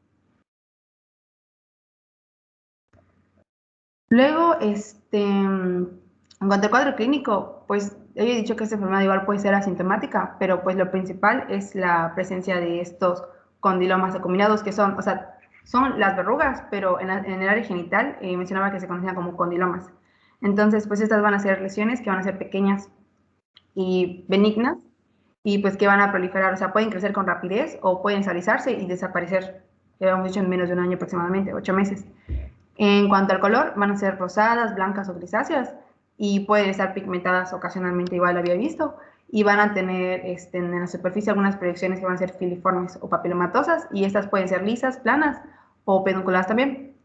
Y luego, pues la localización, te mencionaba que preferentemente es anogenital porque te mencionaba que esas zonas son las que, o sea, se pueden lesionar, ¿no? Durante las relaciones sexuales. Pero pues otras regiones pueden ser el pubis, las regiones inguinales, perianales, el canal anal, el meato uretral, la vagina, cervix y la cavidad oral. Luego, pues las lesiones, si no son tratadas, pueden desaparecer en 3 y 4 meses aproximadamente, y en dado caso, si crecen demasiado, pueden causar prurito, exudación y sangrado ocasional. Siguiente, por favor.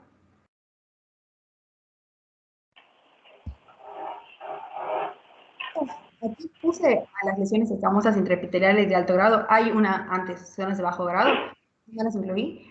Es así, estas ya son como que lesiones que ya están como que un paso, ya casi cerca del cáncer, ¿no? Son lesiones que van a ser, son proliferativas y malignas, precursoras de carcinoma, y se localizan en el cuello del útero y en el ano, pero también pueden, se decía que pueden estar en el perineo, vulva, pene y en la cavidad. Y estas pues no van a ser visibles fácilmente. De hecho, creo que es mediante colposcopía que se pueden observar y van a ser totalmente asintomáticas. Y se presentan más que nada en personas de 30 a 50 años.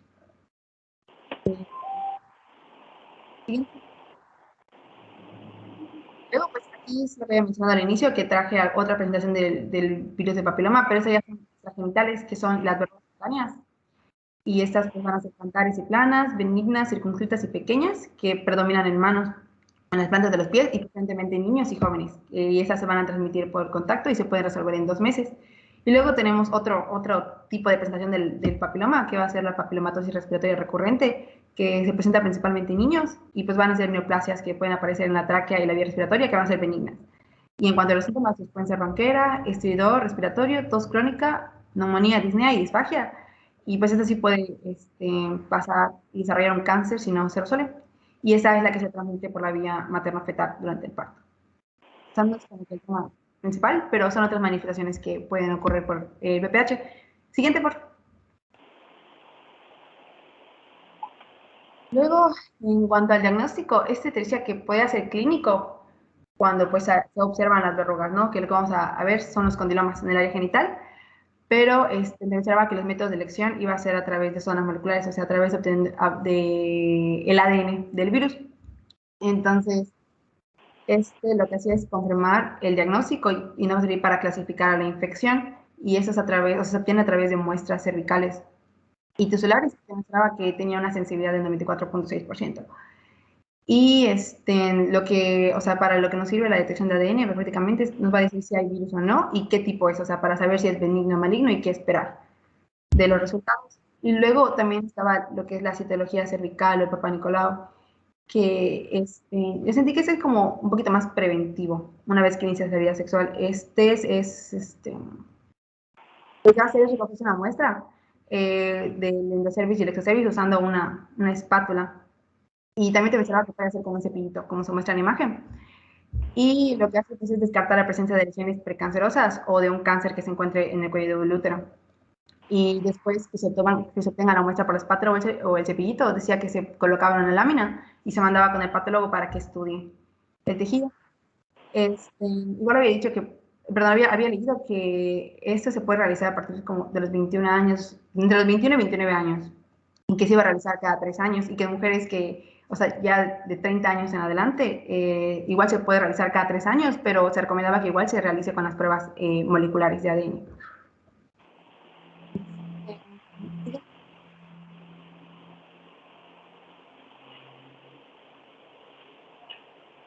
Luego, en cuanto al tratamiento, no encontré como que algo muy específico. De hecho, eso lo busqué en artículos y te mencionaba que, por ejemplo, las verrugas, pues ya habíamos visto que van a remitir de forma espontánea y pueden extirparse, por ejemplo, si causan algún malestar o por estética o para evitar contagios.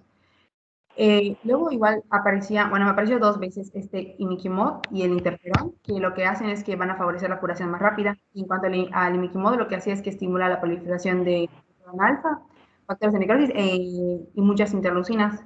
Y lo que hacen es que van a pues, prácticamente ayudar a eliminar la verruga. Se aplica 3 veces por semana por máximo 16 semanas.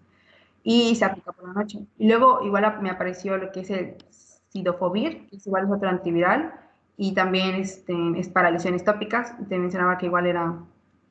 Bueno, entendí que es tradicional, es no, sí, también, tópicas interestales. Y esto sirve para erradicar de forma selectiva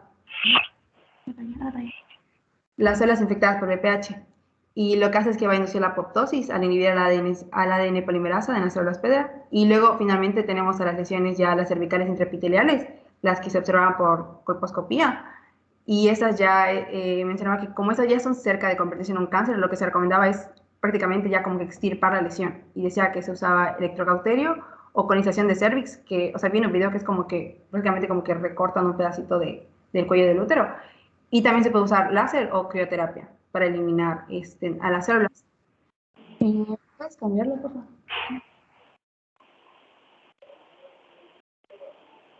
Y luego, entre los factores de riesgo, pues está tener relaciones sexuales con distintas personas, no tener distintos compañeros. Te mencionaba que igual el tabaquismo, antecedentes familiares de alguna displasia, inmunosupresión y también iniciar la vida sexual a una edad pues, temprana, ¿no? Y sin protección. Siguiente, por favor.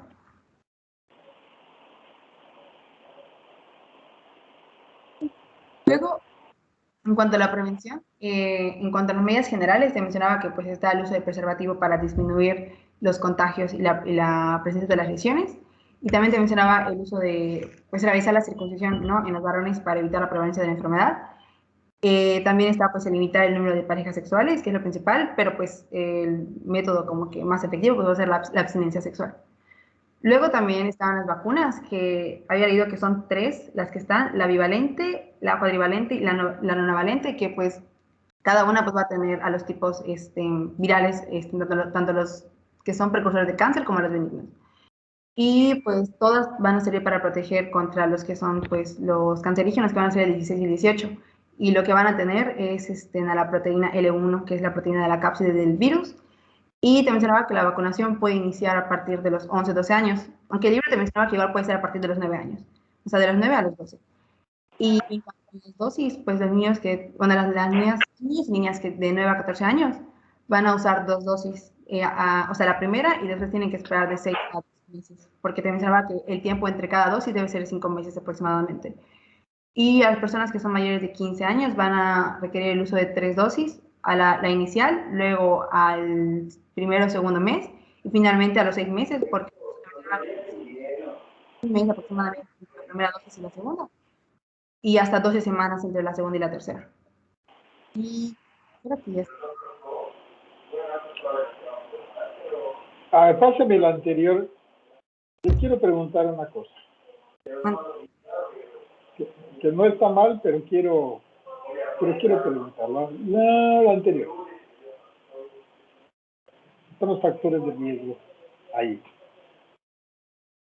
Sin duda, las relaciones sexuales con distintas parejas es un factor de riesgo. Los antecedentes familiares de displasia son un factor de riesgo no para adquirir la enfermedad, la infección, sino que si tengo la infección, el factor de riesgo para tener cáncer cervicuterino. Lo mismo que para la inmunosupresión. Bueno, aquí la inmunosupresión sí es un factor de riesgo para adquirir la infección. Y desde luego la vida sexual sin protección es el principal factor de riesgo para adquirir la infección. Pero aquí el punto importante en esta enfermedad es su efecto cancerígeno, que es lo más importante en esta enfermedad, que es una infección crónica y que ciertos serotipos, que son los de alto riesgo, pueden inducir a uno de los cánceres más frecuentes en la mujer, que es el cáncer cervicuterino. Entonces, desde ese sentido, aquí lo más importante es evitar factores de riesgo para evitar las infecciones o los diagnósticos oportunos a través del Papa Nicolau o la colposcopía, lo que se requiera, porque lo que sigue ya son tratamientos verdaderamente difíciles, ¿no? Entonces aquí lo más importante es la prevención. Bien, María Fernanda, la duda que tengo es ¿por qué el tabaquismo es un factor de riesgo para infectarse por el papiloma? Honestamente, hasta yo me lo pregunté, pero lo encontré, lo tomé, creo que de un artículo que encontré, y también en un video me lo mencionaba. Entonces, realmente... No lo dudo, seguro que no lo inventó, pero ¿por qué? Tal vez por el riesgo de cáncer, tal vez. pero riesgo de cáncer de pulmones. Porque el tabaquismo No es un sé, factor de a lo mejor riesgo. se refiere, por ejemplo, a la forma a la problematosis respiratoria, no sé, solo por ahí lo veo. No sé, no realmente no investigué por qué el tabaquismo es un factor de riesgo. La verdad es que yo sé que el tabaquismo puede ser factor de riesgo para muchas cosas, pero la verdad es que no encuentro en su lugar aquí, ¿no? No lo encuentro. Sí, en el caso de la papilomatosis, seguro que no es más frecuente la papilomatosis en el que fuma que en el que no fuma, ¿eh? Estoy seguro, pero no sé, seguramente debe haber alguna razón por la que está aquí que a mí no me queda clara. Y por eso le preguntaba a usted, ¿por qué está puesto acá? A mí no me queda duda sobre los demás, ¿eh? No me queda duda.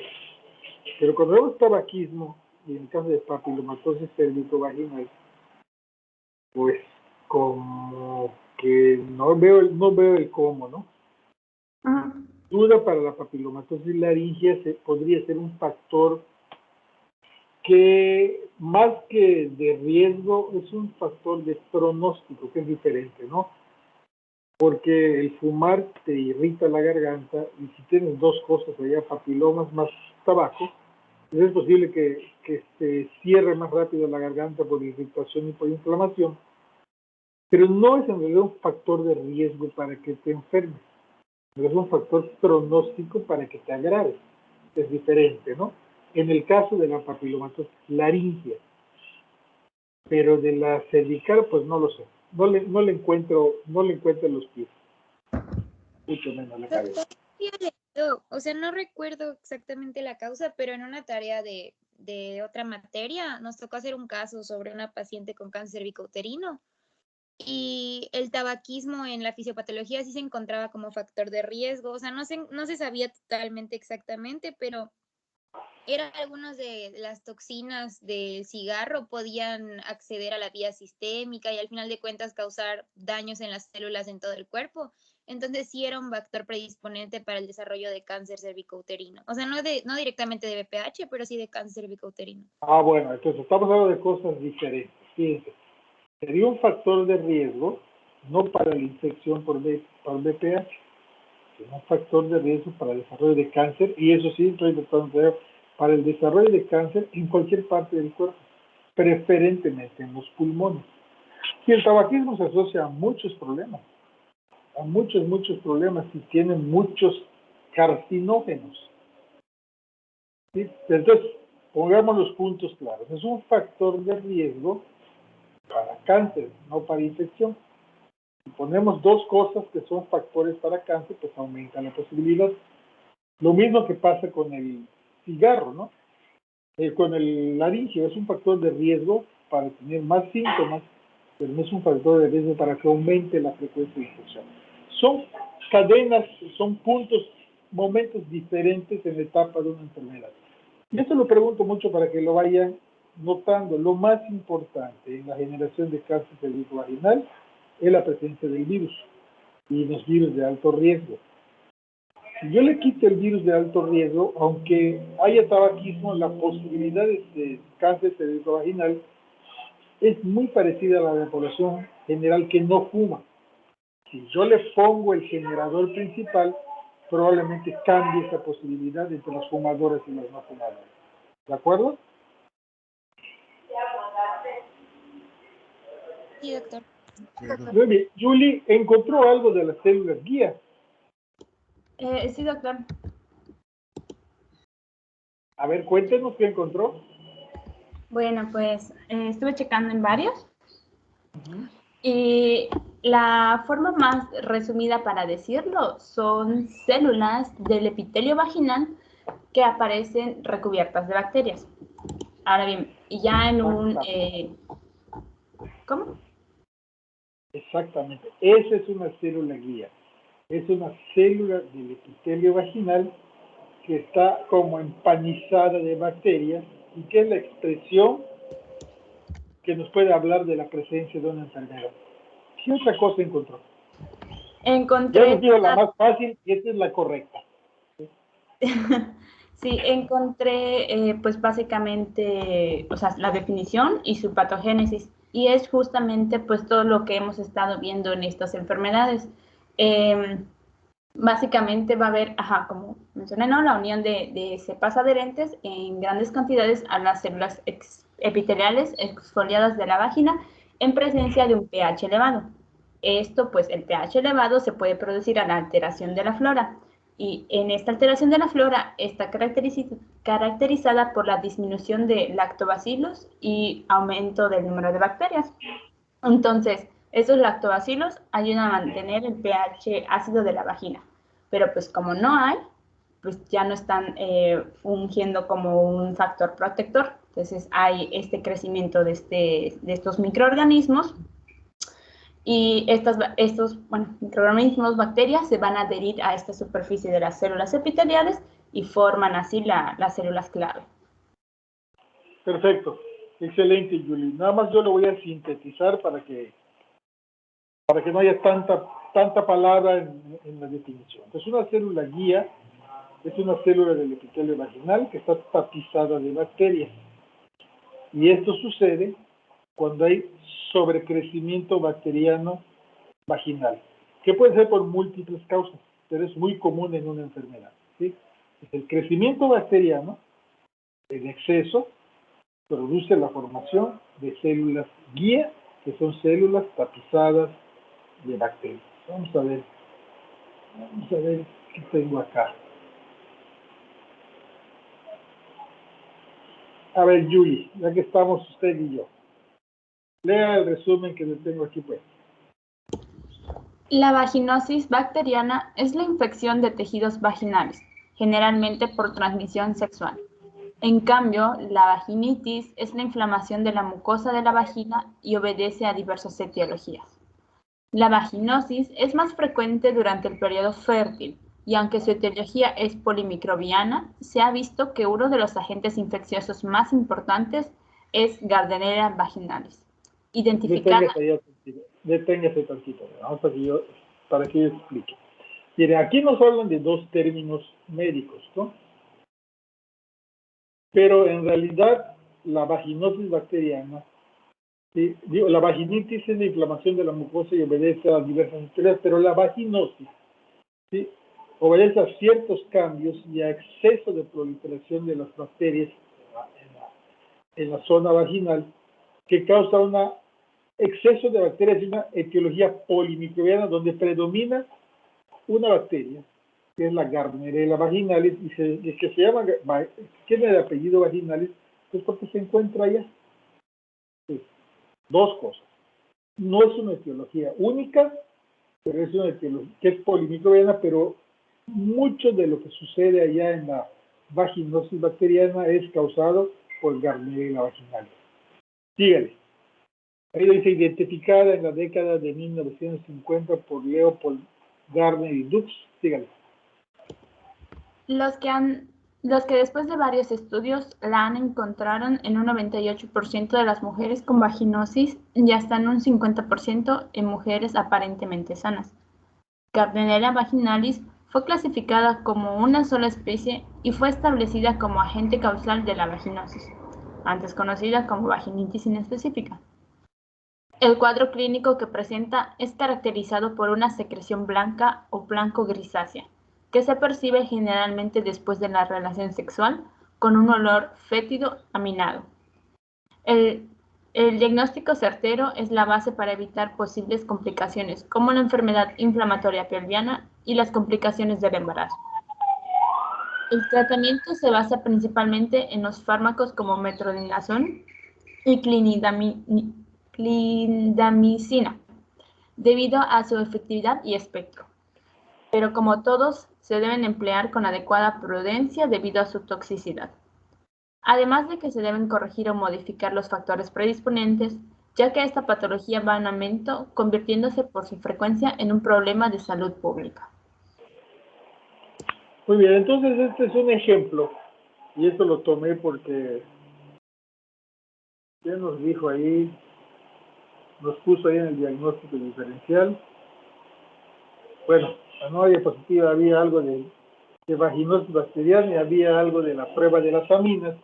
Entonces, esta es otra de las enfermedades cervicovaginales que entran en el diagnóstico diferencial básicamente entre candidiasis y tricomoniasis. Esta es la tercera más común, y como lo dice ahí es polimicrobiana, ¿sí? Y el sobrecrecimiento de las bacterias son los que da origen a las células guía, que no son patognomónicas o específicas de esta enfermedad, pero son muy sugerentes.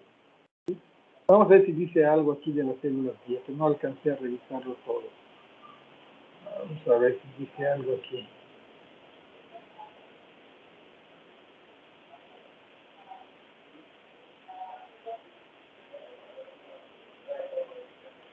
A ver, aquí donde está el diagnóstico, y Julia, vamos a leerlo, a ver qué dice. El diagnóstico clínico generalmente se lleva a cabo mediante los antecedentes clínicos y el olor. El examen pélvico debe llevarse a cabo para determinar la producción de secreción anómala, además de verificar o destacar la presencia de alguna otra enfermedad. El diagnóstico de vaginosis se basa en la presencia de cuando menos 3 de los 4 criterios clínicos propuestos por Amsel y colegas en el Simposio Internacional sobre Vaginosis en Estocolmo, las cuales han sido aceptadas como parámetro para indicar la presencia de la enfermedad. Descarga fina, blanca adherente y homogénea. pH superior a 4.5. Prueba de amina positiva. Células indicadoras. Células clave en preparación salina. Ahí están los criterios.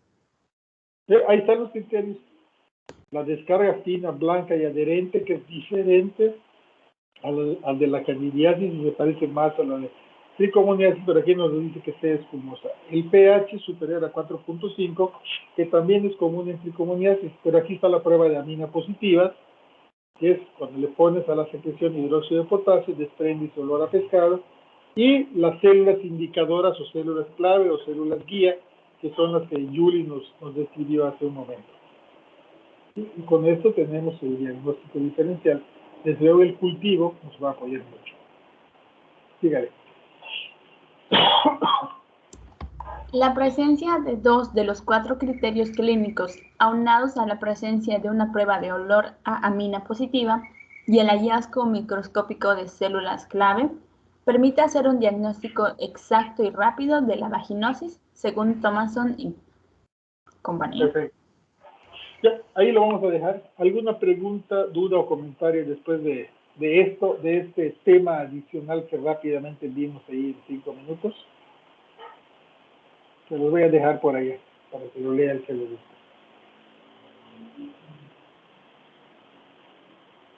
¿Nada? No, doctor. Muy bien, pues, ¿qué nos toca en la siguiente clase? A ver quién tiene a mano ahí el temario. Sigue doctor. VIH-Sida. Es un tema muy bonito. Ahí yo les voy a apoyar. No vamos a necesitar mucho profundizar más que el diagnóstico. Es ahí donde, desde el tratamiento no lo vamos a oír. Perfecto. Pues creo que solo es ese tema, ¿verdad? VIH-Sida. Sí, doctor, me toca a mí. ¿Cuál sigue? ¿Cuál sigue? Después de ese, Ajá. infecciones de las vías urinarias, creo. A ver si preparan los dos. A ver si podemos alcanzar a ver una parte de infección de vías urinarias. Sí. ¿De acuerdo? Sí. Muy bien. Pues si no tenemos dudas o comentarios y estamos sobre el tiempo, nos veríamos a la misma hora y por el mismo canal. Estén pendientes para que yo les diga dónde vamos a subir la tarea que ya hicieron. ¿Sale? Sí, doctor. Ándale pues. Nos vemos mañana. Hasta luego. Gracias, doctor. Mañana. Hasta mañana. Doctor. Gracias.